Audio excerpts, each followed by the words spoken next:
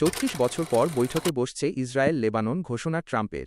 Israel ও লেবাননের মধ্যকার দীর্ঘ কয়েক দশকের বৈরিতা অবসানে অভাবনীয় কূটনৈতিক পদক্ষেপের ঘোষণা দিয়েছেন মার্কিন প্রেসিডেন্ট ডোনাল্ড ট্রাম্প।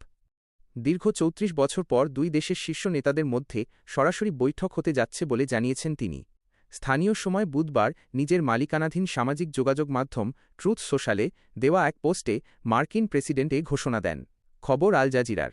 ট্রাম্প বলেন, আমি ইসরায়েল ও লেবাননের মধ্যে একটু স্বস্তির পরিবেশ তৈরির চেষ্টা করছি।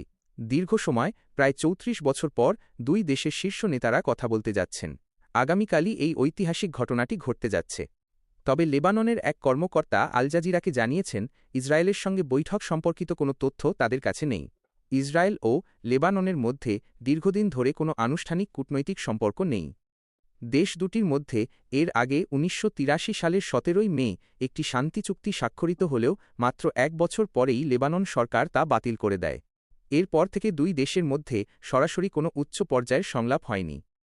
মূলত ইরান সমর্থিত গোষ্ঠী হিজবুল্লাহ এবং ইসরায়েলের মধ্যকার চলমান সংঘাত লেবাননকে এক ভয়াবহ মানবিক ও অর্থনৈতিক সংকটের মুখে ঠেলে দিয়েছে।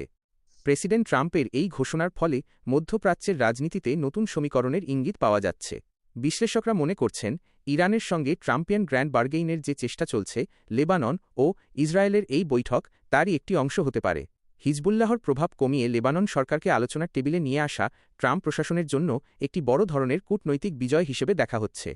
আগামীকালের এই বৈঠকটি কোথায় অনুষ্ঠিত হবে বা দুই দেশের পক্ষ থেকে কারা প্রতিনিধিত্ব করবেন সে বিষয়ে বিস্তারিত তথ্য এখনও প্রকাশ করা হয়নি।